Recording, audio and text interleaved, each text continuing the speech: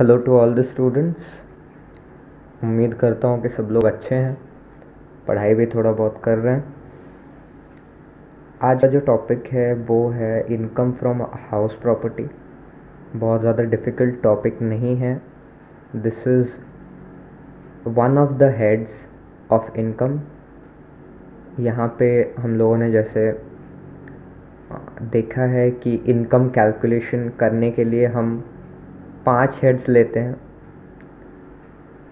Income from salaries, income from house property, income from capital gains, income from business और profession and income from other sources. तो ये 5 heads में से house property जो है ये एक हेड है, और हम लोग देखेंगे कि उसका total income from house property किस तरीके से हम लोग कैलकुलेट करते हैं। तो सबसे पहले 2 मिनट में देता हूँ आप लोगों को, बुक्स कॉपीज़ ले लीजिए। अगर आपके पास टैक्स का कोई बुक है तो वो ले लीजिए सामने, हाउस प्रॉपर्टी का चैप्टर खोल लीजिए and then we will start.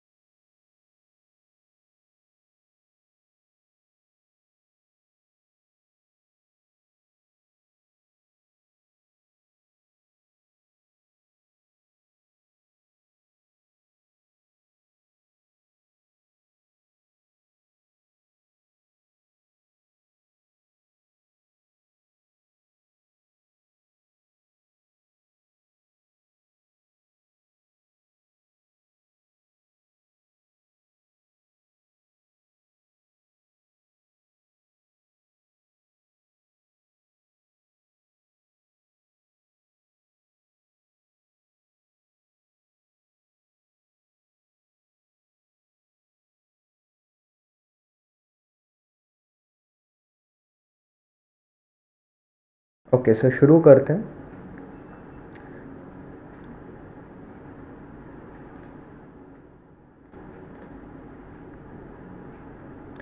So first of all understand कि इनकम फ्रॉम हाउस प्रॉपर्टी निकालने के लिए 3 स्टेजेस हैं, 3 स्टेप्स हैं, ठीक है।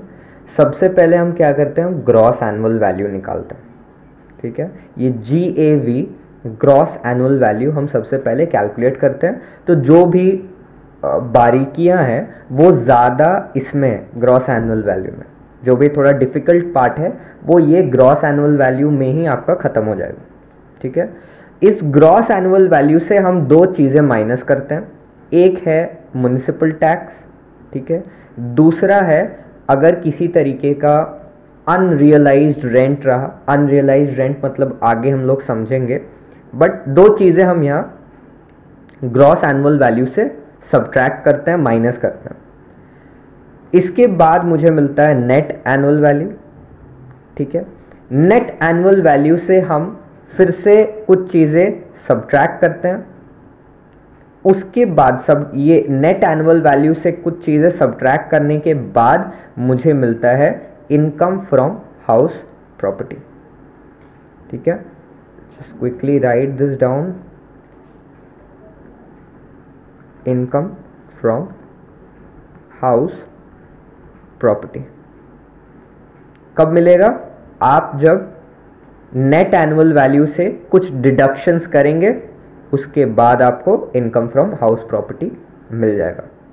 सो शुरू करेंगे। सबसे पहले देखेंगे कि net annual value, sorry, gross annual value किस तरीके से हम लोग कैलकुलेट करते हैं। ओके, तो gross annual value first of all under section 23(1) ध्यान दे दीजिए। 23(1) में हम ये इसका रूल्स रेगुलेशंस दिया हुआ है। तो ग्रॉस एनुअल वैल्यू सबसे पहले नीचे से शुरू करेंगे। ये जो टेबल है इसको ऊपर से मत देखिए, इसको नीचे से देखिए, ठीक है, नीचे से ऊपर देखना है आपको। तो सबसे पहले हम क्या करेंगे, हमारे क्वेश्चन में दिया हुआ रहेगा fair rent and municipal value. Quickly मैं समझा देता हूं कि म्युनिसिपल वैल्यू और फेयर रेंट का मीनिंग क्या है।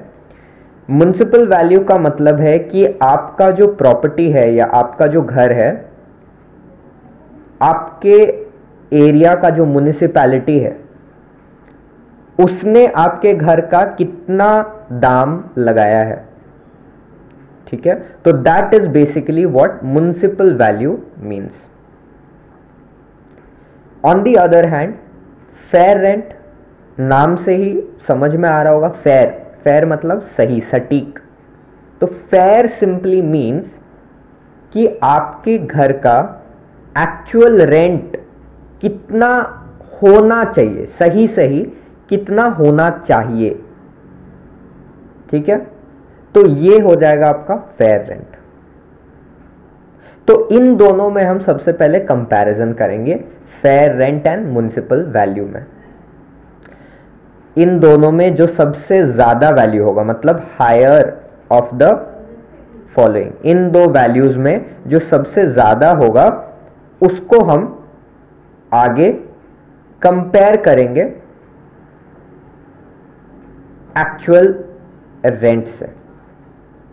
लेकिन यहां पे एक बारीकी है, यहां पे ये दो वैल्यूज को हम पहले कंपेयर करेंगे स्टैंडर्ड रेंट से, ठीक है। Can not exceed standard rent, मतलब कि इन दोनों में से जो भी वैल्यू ज्यादा आया वो हम कंपेयर करेंगे स्टैंडर्ड रेंट से। एंड अगर स्टैंडर्ड रेंट कम है और ये दोनों में से जो वैल्यू आगे गया है वो ज्यादा है, तो हम स्टैंडर्ड रेंट को ही यहां पे ले लेंगे। एक एग्जांपल मैं दे दे रहा हूं। फॉर एग्जाम्पल मान लीजिए आपका फेयर रेंट है 30,000, आपका म्युनिसिपल वैल्यू है 40,000, ठीक है। Fair rent 30,000, municipal value 40,000।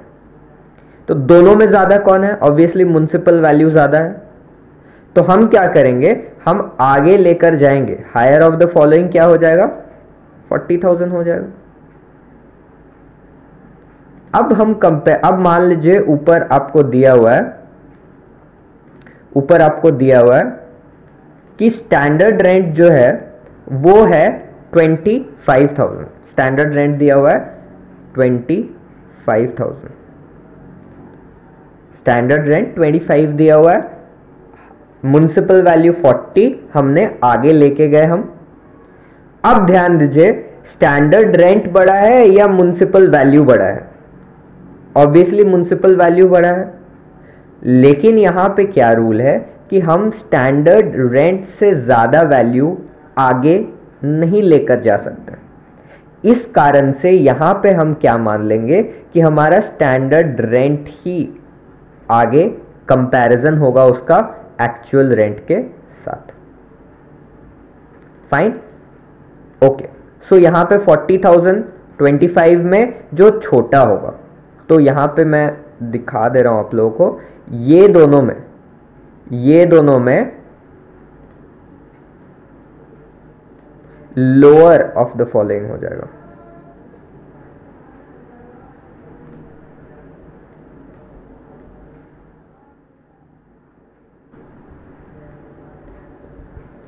Lower of the following, lower of these, ठीक है। ये दोनों में से जो कम होगा, स्टैंडर्ड रेंट और जो नीचे से वैल्यू हमने लिया है,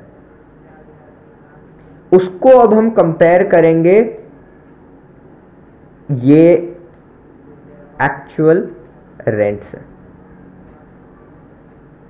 और देखेंगे कि हायर वैल्यू कौन है।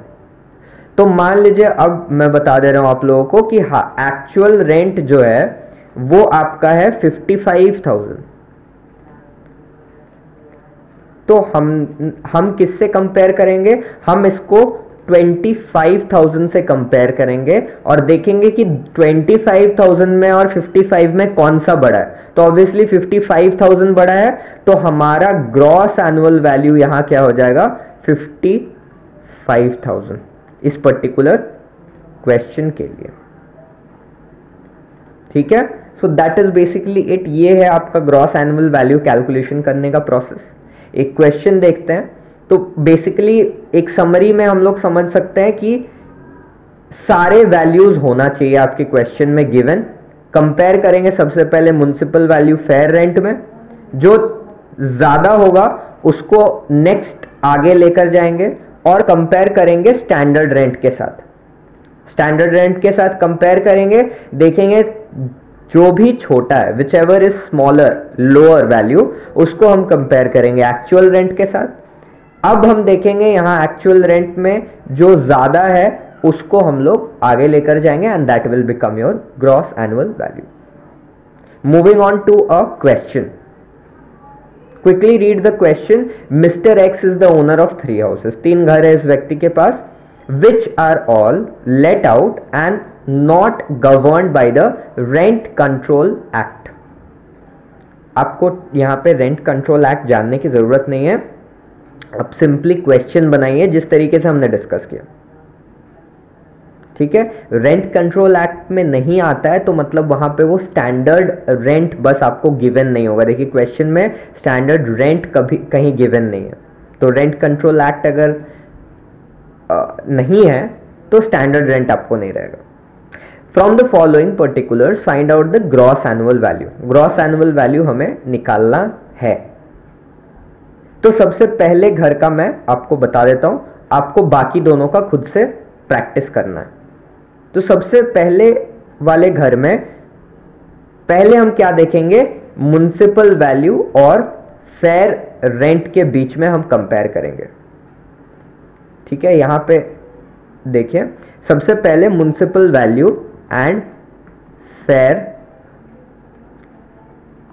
रेंट में हमने किया कंपैरिजन। ठीक है, municipal value is 30,000, fair rent is 36,000।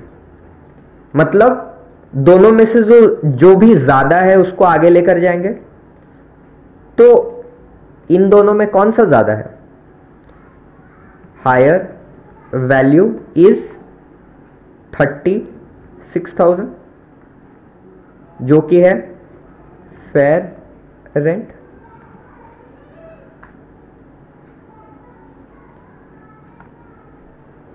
तो इसको अब हम कंपेयर करेंगे with fair rent with standard rent. लेकिन यहां पे ध्यान दीजिए, इस पर्टिकुलर क्वेश्चन में आपको स्टैंडर्ड रेंट गिवन ही नहीं है, दिया ही नहीं है। क्यों? क्योंकि बोल दिया है कि रेंट कंट्रोल एक्ट के अंदर नहीं आता है। सो स्टैंडर्ड रेंट को हम लोग यहां नहीं कंसिडर करेंगे और फेयर रेंट के साथ ही आगे बढ़ेंगे एंड अब कंपेयर करेंगे किसको, फेयर रेंट और एक्चुअल रेंट को। एक्चुअल रेंट यहां गिवन है 3200, तो एक्चुअल रेंट के साथ हम उसको कंपेयर करेंगे। फेयर रेंट क्योंकि गिवन नहीं है तो उसको हटा देंगे, सॉरी स्टैंडर्ड रेंट क्योंकि गिवन नहीं है उसको हटा देंगे। इसका हम कंपैरिजन करेंगे एक्चुअल रेंट के साथ और देखेंगे whichever is higher value. तो हायर वैल्यू कौन सा है, फेयर रेंट 3600 था, एक्चुअल रेंट 3200 है, तो हायर वैल्यू हो जाएगा फेयर रेंट 36,000 which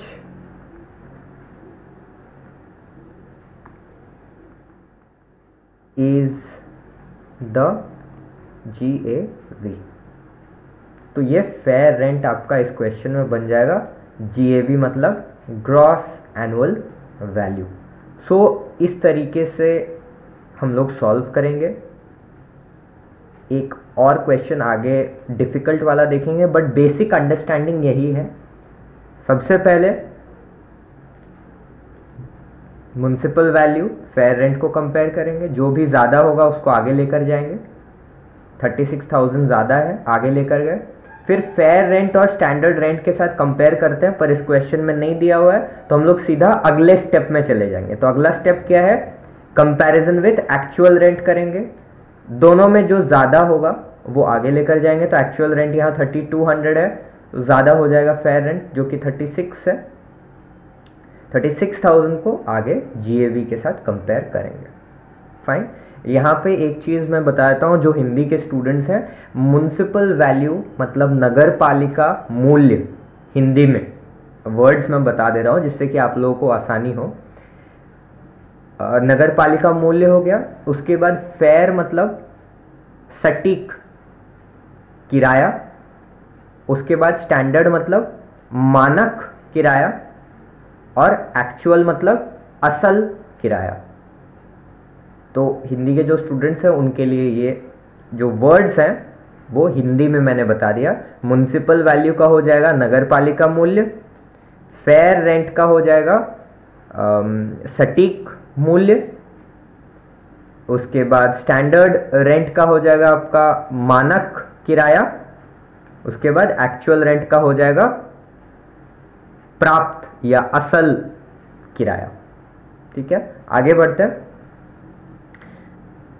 एक और क्वेश्चन है यहाँ पे। ये क्वेश्चन में दो चीज़ें आप लोग नया देखेंगे। ये क्वेश्चन में जाने से पहले हम लोग दो चीज़ें डिस्कस करेंगे।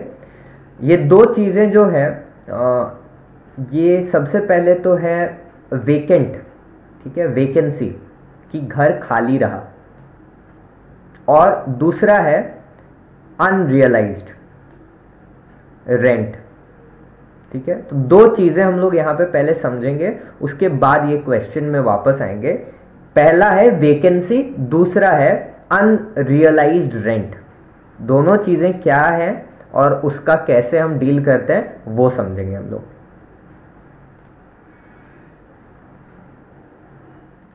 ओके, सो दो चीज़ें जो हम लोग देखेंगे अभी यहाँ। सबसे पहले है वैकेंसी। वैकेंसी मतलब कि घर खाली रहना, ठीक है, ये सबसे पहला चीज़ है। और दूसरा चीज़ जो हम लोग देखेंगे वो है अनरियलाइज्ड रेंट। दोनों काफ़ी अलग है, एक एक करके हम लोग समझेंगे कि क्या करना है। सबसे पहले वैकेंसी का मीनिंग क्या है कि आपका घर खाली रहा, आपके घर में कोई किराएदार नहीं रहा, मतलब कि कोई किराया बाकी नहीं है। तो आपका इस सिचुएशन में एक्चुअल रेंट जो होगा, प्राप्त किराया या असल किराया, वो कम हो जाएगा। ठीक है, मतलब कि आपको मान लीजिए, एक एग्जाम्पल लेते हैं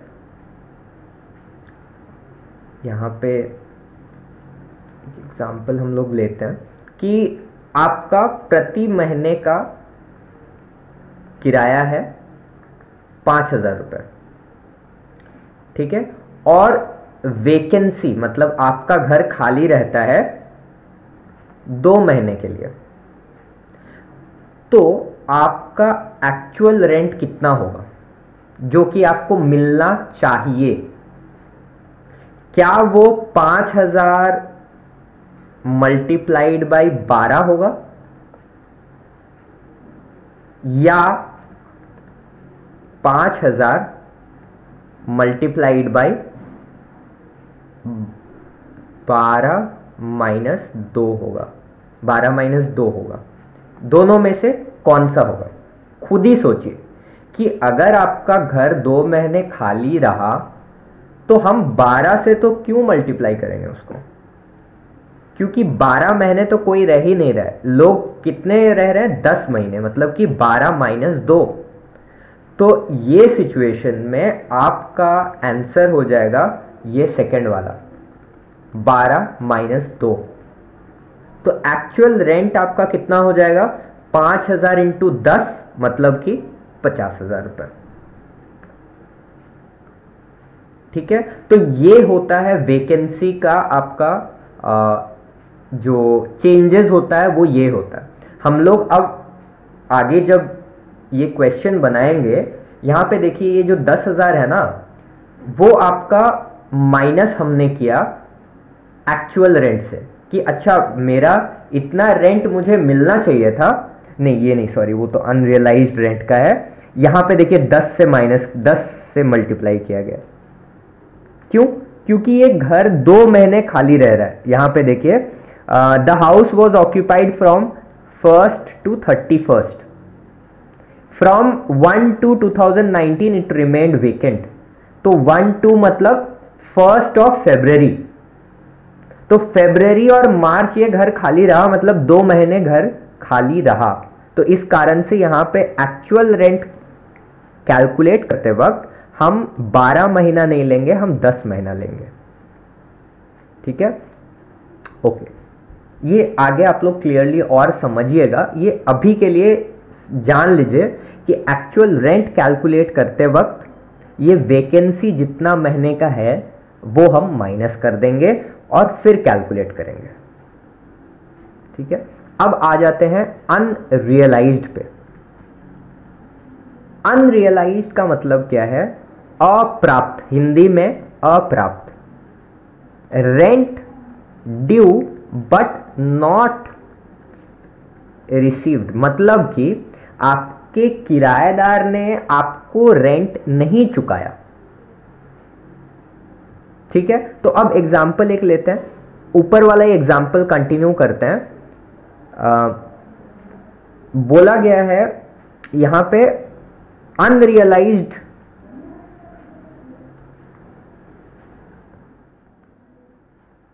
रेंट 2 months। ठीक है, अप्राप्त किराया कितने महीने का है? 2 महीने का।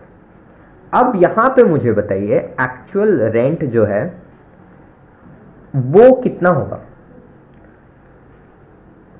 5,000 मल्टीप्लाइड बाई 12 या 5,000 multiplied by 10?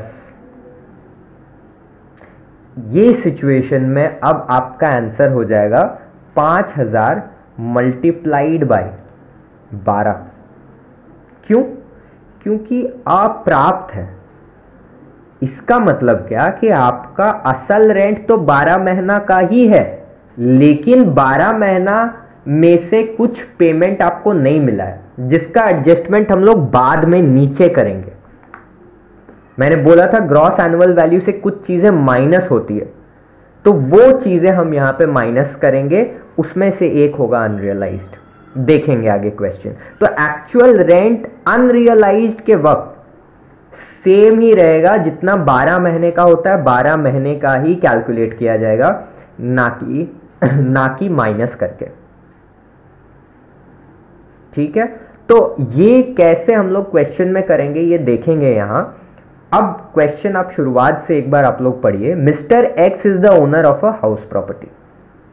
He lets this property during the previous year 18-19 for 7,000। Let's का मतलब क्या है? उसने रेंट पे दिया। ये जो वर्ड लेट है ना, LETS, इस वर्ड का मीनिंग है रेंट पे देना किसी चीज को। Fine, okay. He let's this property, okay, 7,000 रुपए पे उसने रेंट पे दिया है किसी को। The house was occupied from 1/4/2018, मतलब 1 अप्रैल 2018 से टू 31/1/2019, मतलब कि जनवरी के एंड तक, अगले साल के जनवरी एंड तक ये घर पे लोग थे, ऑक्यूपाइड था वो घर।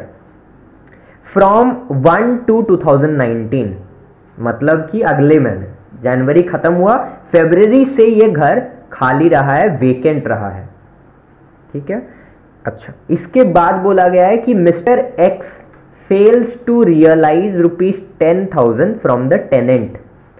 तो यहां पे जो व्यक्ति ये घर में रह रहा था 1 अप्रैल 2018 से 31 जनवरी 2019 तक, उसने 10,000 रुपए नहीं चुकाए मिस्टर एक्स को। Expected rent of the house is 82,000, तो ये 82,000 कुछ नहीं, ये आपका फेयर वैल्यू है, फेयर रेंट है। ठीक है, क्वेश्चन में ध्यान दे दीजिए, म्युनिसिपल वैल्यू दिया नहीं है, स्टैंडर्ड रेंट दिया नहीं है। ठीक है, बस क्या दिया हुआ है, फेयर रेंट दिया हुआ है और एक्चुअल रेंट का कैलकुलेशन आपको करना है और आपको क्या निकालना है, ग्रॉस एनुअल वैल्यू। जहां पे कुछ ये सारे वैल्यूज नहीं दिए हुए हैं, gross annual value, standard rent, कोई टेंशन लेने की बात नहीं है। आप नॉर्मल जिस तरीके से कैलकुलेट करते हैं उसी तरीके से आप कैलकुलेशन करेंगे यहां पे। ठीक है, कुछ भी अलग नहीं होगा, कुछ भी नया नहीं होगा। तो शुरू करेंगे, सबसे पहले ऊपर से देखेंगे हम लोग। शुरुआत में म्युनिसिपल वैल्यू और फेयर रेंट को कंपेयर करते हैं। यहां पे म्युनिसिपल वैल्यू और फेयर रेंट को कंपेयर करते हैं, पर यहां हमारे पास म्युनिसिपल वैल्यू नहीं है, तो हम सीधा फेयर रेंट से शुरू करेंगे। ठीक है, तो फेयर रेंट एक्सपेक्टेड रेंट बोला गया है, यहां पे थोड़ा वर्ड्स अलग है, चीज सेम है। तो एक्सपेक्टेड रेंट, फेयर रेंट 82,000 हमने ले लिया। अब उसको कंपेयर करेंगे किससे, स्टैंडर्ड रेंट तो है नहीं, यहां पे स्टैंडर्ड रेंट नहीं है। इसी तरीके से तो सीधा चले जाएंगे हम एक्चुअल रेंट से कंपेयर करने लगेंगे उसको, और दोनों में से देखेंगे कि किस तरीके से हमारा ग्रॉस एनुअल वैल्यू निकालना है। तो सबसे पहले कैलकुलेशन देखते हैं कि एक्चुअल रेंट कितना होगा यहां पर। ठीक है, तो एक्चुअल रेंट होना चाहिए 7,000 इंटू 12, लेकिन यहां पे 7,000 इंटू 12 तो नहीं हो सकता है। यहां पे कितना होगा, यहां पे आपका हो जाएगा 7,000 इंटू 10। क्यों, क्योंकि 2 महीना तो घर खाली रह गया ना। तो यहां पे मैं आप लोगों को थोड़ा सिंप्लीफाई करके कैलकुलेशन दिखा देता हूं किस तरीके से करेंगे हम लोग। सबसे पहले हम लोग क्या करेंगे,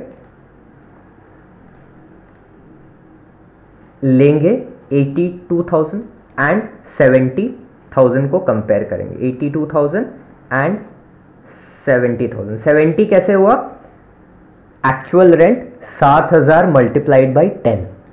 ठीक है, हायर कौन सा है इसमें, हायर इसमें 82,000 है, तो 82,000 को आगे बढ़ाएंगे हम, 82,000 को ले लेंगे। अब इस 82,000 में हम एक काम करेंगे, बस माइनस करेंगे क्या, हमारा जितना भी ये वेकेंसी के कारण जो लॉस हुआ उसको हम इससे माइनस कर देंगे। तो वेकेंसी कितने महीने का है, 2 महीने का है। प्रत्येक महीने का रेंट कितना है, 7,000 है, मतलब पहले महीने में आपने कितना खोया, 7,000, दूसरे महीने में कितना खोया, फिर से 7,000, तो टोटल आपका लॉस कितना हुआ, 7,000 मल्टीप्लाइड बाय 2। ठीक है, तो ये आप बस माइनस कर देंगे and you will get 68,000 which is your gross annual value, 68,000। That's it. तो बस यही करना है। एक बार क्विकली देख लेते हैं। शुरुआत में आपको कंपेयर करना है, क्योंकि इसमें स्टैंडर्ड रेंट दिया नहीं है, म्युनिसिपल वैल्यू नहीं दिया है, तो आप सीधा एक्सपेक्टेड रेंट को और एक्चुअल रेंट को कंपेयर करेंगे। दोनों में से जो भी हायर वैल्यू होगा उसको आगे लेकर जाएंगे। उसमें इस वैल्यू में माइनस क्या करेंगे, माइनस करेंगे जो आपका लॉस हुआ वैकेंसी के कारण, which is going to be 14,000 here, क्योंकि 7,000 2 महीने के लिए, तो 68,000 जो आया आपका, that is your straight forward gross annual value. That's it. हाँ, यहां पर एक चीज का ध्यान रखिएगा कि ये जो आपका वैल्यू आया, ये ग्रॉस एनुअल वैल्यू जो 68,000 आया, वो आपका एक्चुअल रेंट से तो कम नहीं है। ये वाला 12 महीना वाला 12 मंथ्स का जो रेंट है उससे कम नहीं होना चाहिए ग्रॉस एनुअल वैल्यू ये सिचुएशन में। ठीक है, अगर ऐसा होता है तो फिर आपका एनुअल जो रेंट है वो आपका ग्रॉस एनुअल वैल्यू हो जाएगा। ठीक है, दैट इज इट। ये क्वेश्चन काफी इंपॉर्टेंट है, तो ये क्वेश्चन आप लोग जरूर एक बार प्रैक्टिस कर लीजिएगा। मूविंग ऑन, अब एक चीज देख लेते हैं कि अगर जो घर है, इजी चीज है ये, अगर जो घर है वो या तो अनऑक्यूपाइड है पूरे साल भर या तो सेल्फ ऑक्यूपाइड है, तो मैं अगर अपने ही घर में रह रहा हूं तो उसके लिए मुझे कोई भी टैक्स नहीं देना है। या वो घर अगर खाली है पूरे साल तो भी उसमें कुछ टैक्स नहीं लगेगा। So quickly read this under section 23(2).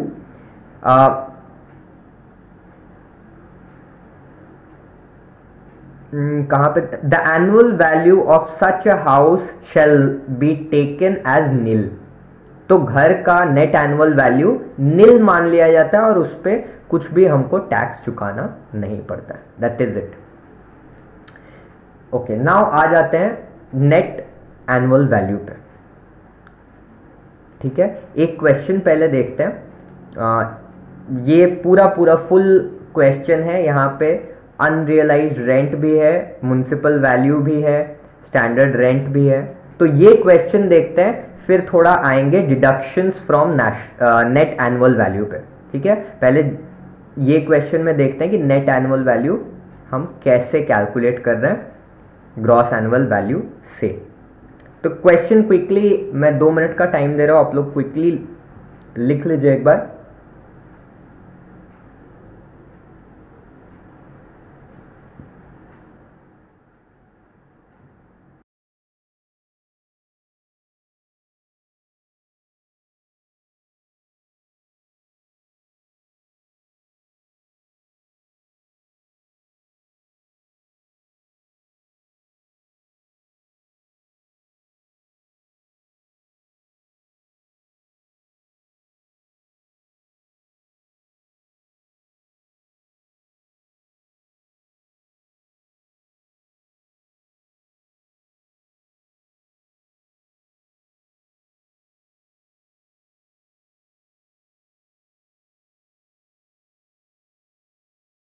Okay, let's start this question.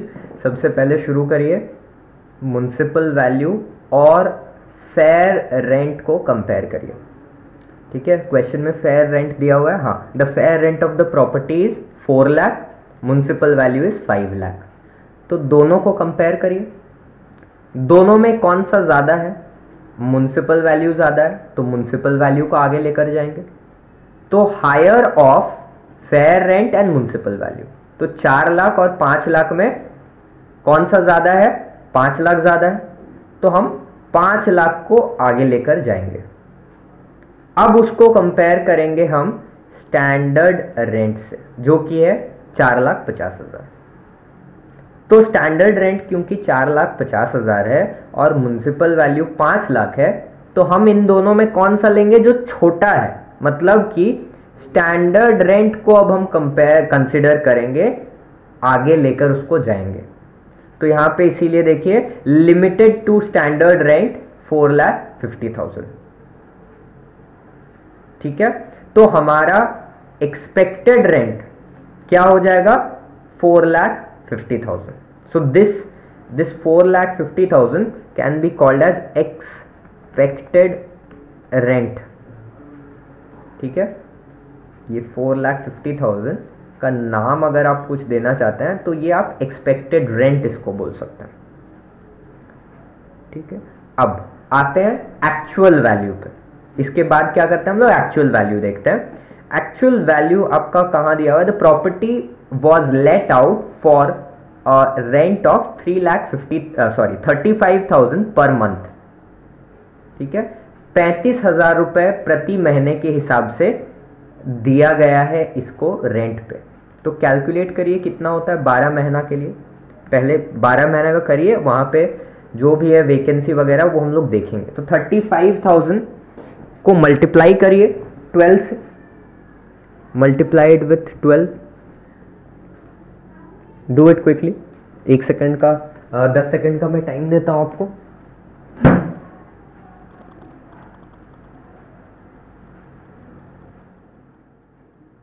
Okay, so the value is 4,20,000। ठीक है, तो एक्चुअल रेंट कितना होना चाहिए?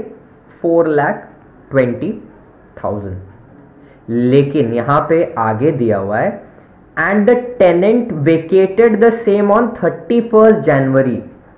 मतलब कि वो पूरे साल नहीं रहा, वो 12 महीना नहीं रहा, वो कितने महीने रहा? वो सिर्फ 10 महीने ही रहा।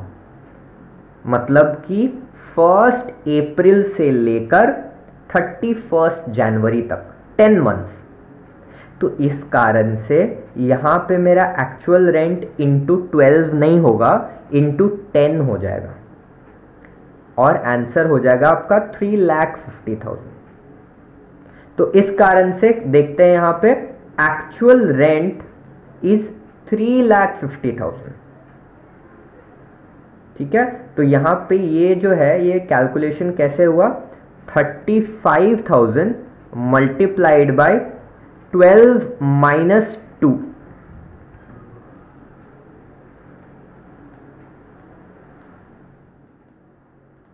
ठीक है, तो ये हो गया एक्चुअल रेंट। ओके, सो यहां पे हम लोग अब क्या करेंगे? एक्चुअल रेंट और एक्सपेक्टेड रेंट को कंपेयर करेंगे। दोनों को कंपेयर करने के बाद जो भी वैल्यू बड़ा आता है उसको हम लोग लेते हैं जनरली। लेकिन यहां पे क्योंकि ये घर वेकेंट रह गया है तो हम क्या करेंगे? एक पर्टिकुलर सेक्शन है, मैं सेक्शन आप लोगों को लास्ट में दे दूंगा। उस सेक्शन के अंडर हम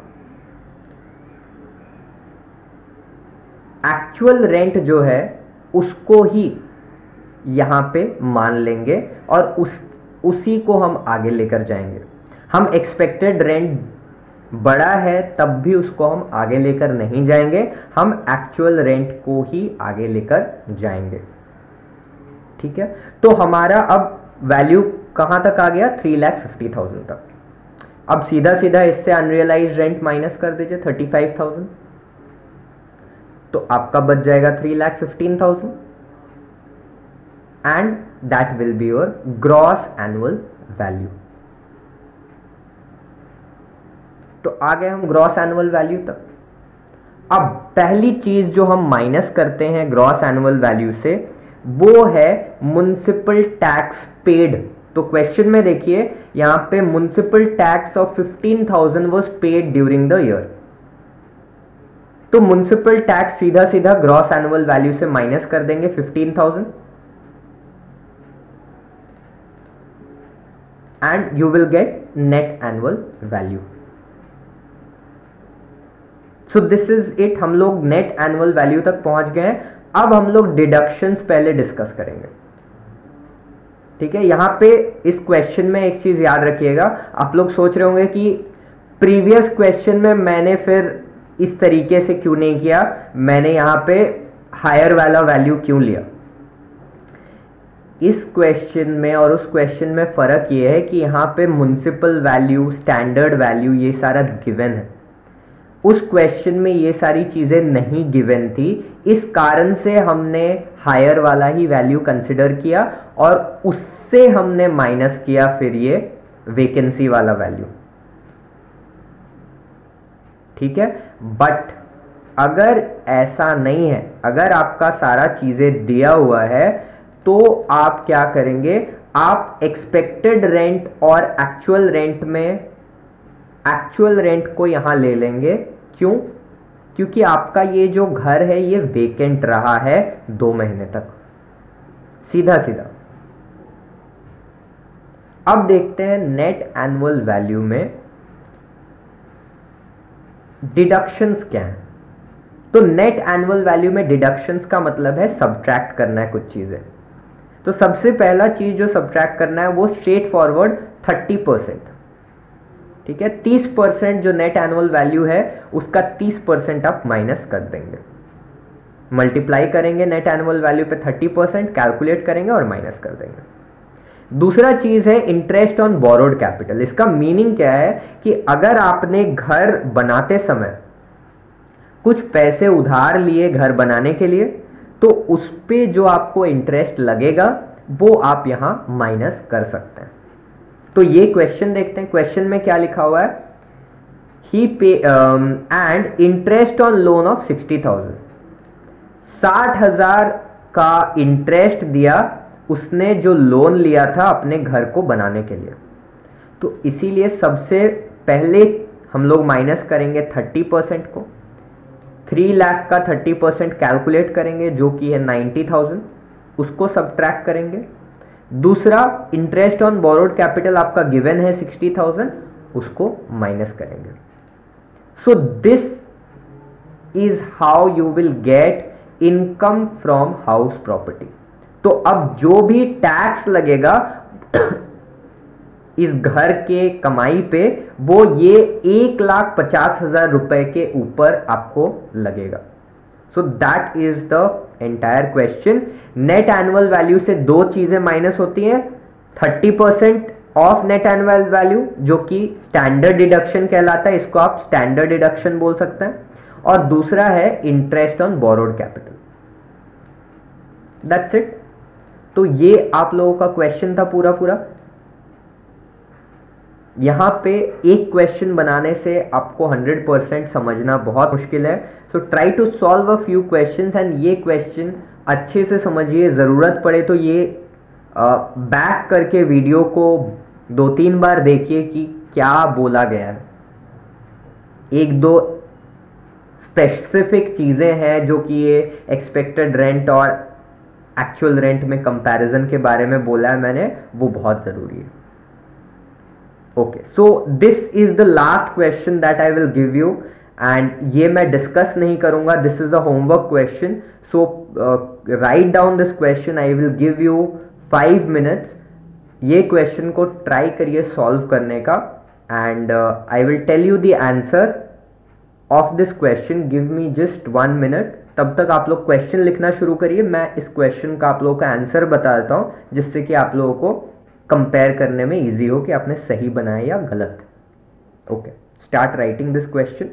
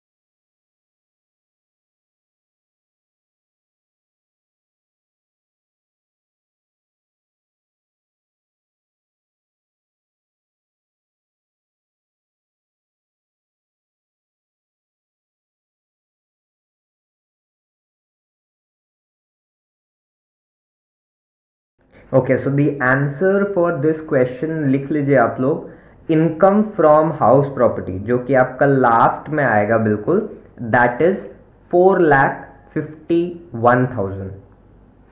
ठीक है, उसके पहले नेट एनुअल वैल्यू आएगा विच इज 6,80,000।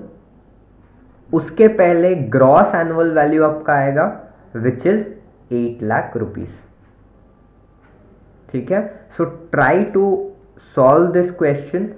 थोड़ा सा डिफिकल्ट हो सकता है, कोशिश करिए समझने की, नहीं होगा डाउट्स पूछ सकते हैं। Okay, right down this question.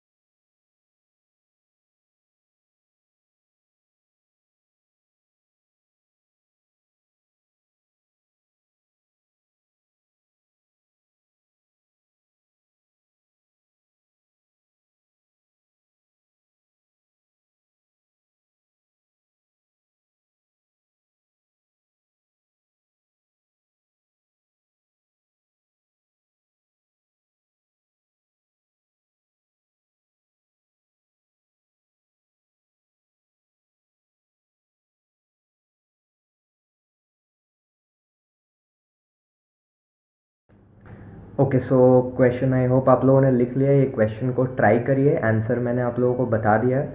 So that is it. थोड़ा सा एक दो जगह टफ है ये चैप्टर, बट आप लोग अगर सिंपल तरीके से समझने की कोशिश करेंगे, वीडियो को एक दो बार देखेंगे, क्वेश्चंस 5-10 ट्राई करेंगे खुद से, आराम से ये चैप्टर बनेगा। टैक्स का बहुत बेसिक चैप्टर है और हर बार आता है, सो पूरा पूरा चांस है आपको फुल मार्क्स स्कोर करने का। ट्राई करो, एंड डाउट होगा, नंबर है आप लोगों के सबके पास, आप लोग मैसेज कर सकते हो डाउट्स पूछने के लिए। ओके।